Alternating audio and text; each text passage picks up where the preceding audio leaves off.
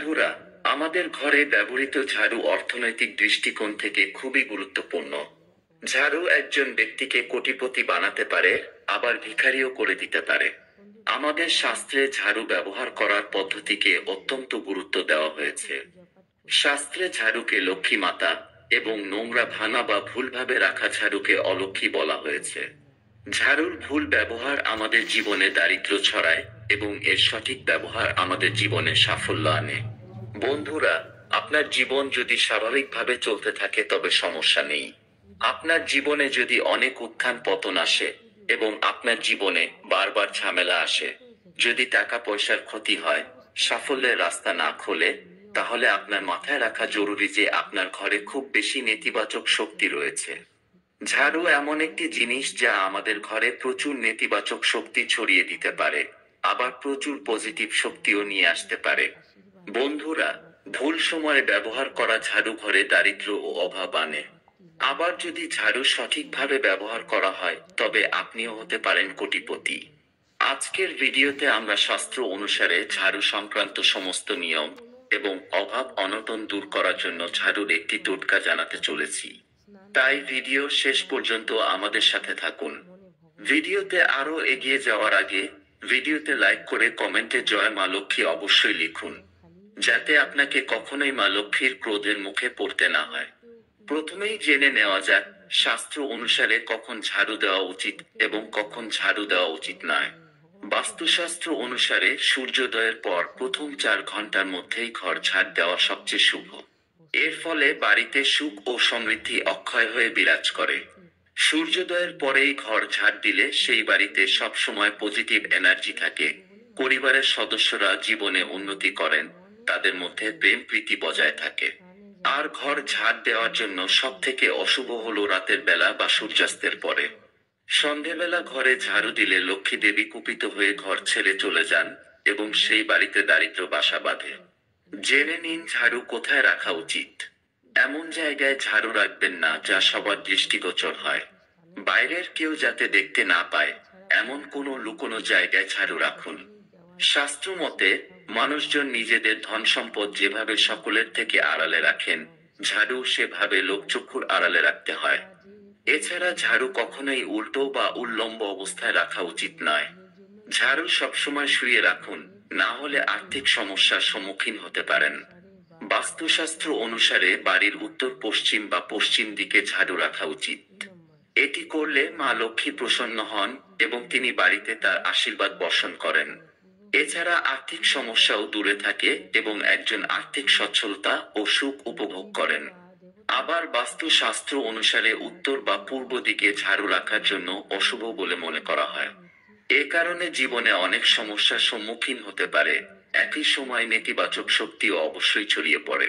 এমনকি একজন বিত্তশালী মানুষও দরিদ্র হয়ে উঠতে পারে। এছাড়াও বাস্তুশাস্ত্র অনুসারে ঝাড়ু রাখার বেশ কিছু নির্দেশ রয়েছে। পূজার ঘরে, রান্নাঘরে, শোবার ঘরে কখনোই ঝাড়ু রাখা উচিত নয়। আলমারির কাছে ঝাড়ু রাখবেন না। ভুলেও ডাইনিং রুমেও ঝাড়ু রাখা ঠিক নয়, এর ফলে আর্থিক সংকট ও স্বাস্থ্য সমস্যা দেখা দেয়। ঝাড়ু দিয়ে কখনো গরু বা কুকুরের মতো কোনো প্রাণীকে প্রহার করবেন না, এর ফলে দুর্ভাগ্য আপনাকে তাড়া করে। বাড়ির কোনো সদস্য কোনো কাজে বাড়ির বাইরে গেলে তিনি যাওয়ার সঙ্গে সঙ্গে ঘর ঝাড় দেওয়া উচিত নয়। মনে করা হয় এর ফলে এই ব্যক্তি তার কাজে ব্যর্থ হবেন। কখনোই পা দিয়ে ঝাড়ু স্পর্শ করবেন না, বা ভুলবশত ঝাড়ু স্পর্শ করলে হাত জোড় করে ক্ষমা প্রার্থনা করুন। বাড়িতে ঝাড়ু সবসময় সম্মানের সঙ্গে রাখুন। এবার জেনে নিন ঝাড়ু কেনার সেরা দিন কবে।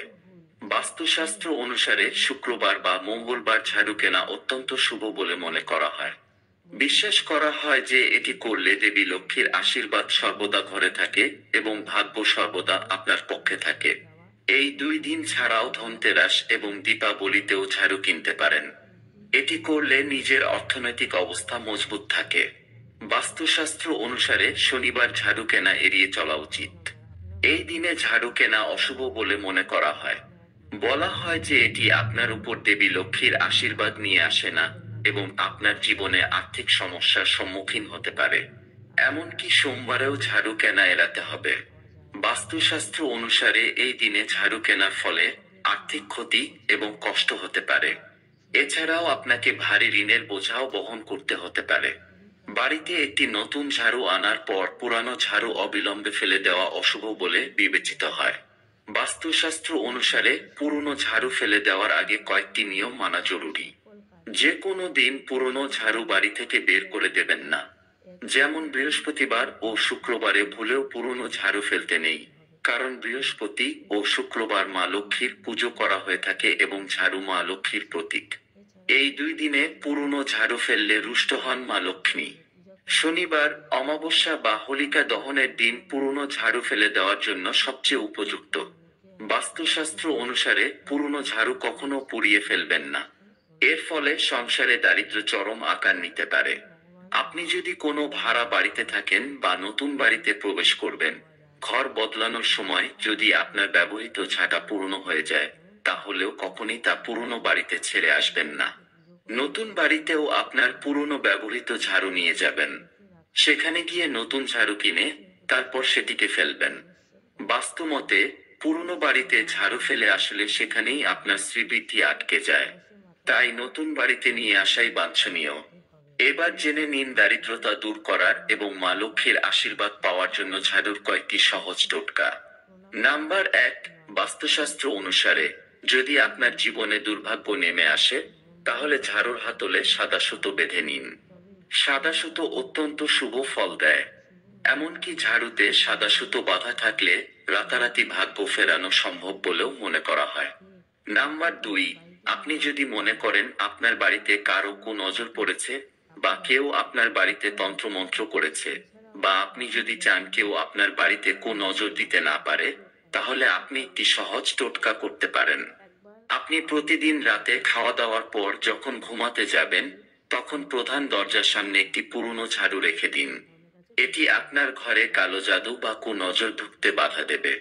তবে মনে রাখবেন, এটি আপনাকে কেবল রাতেই করতে হবে। দিনের বেলা বা সন্ধ্যার সময় করলে আপনার ক্ষতিও হতে পারে। নাম্বার 3, বন্ধুরা, আপনি যদি দেবী লক্ষ্মীর আশীর্বাদ পেতে চান, তাহলে আপনাকে গোপনে একটি টোটকা করতে হবে। এর জন্য আপনি আপনার বাড়ির কাছে কোনো মন্দির বেছে নিতে পারেন।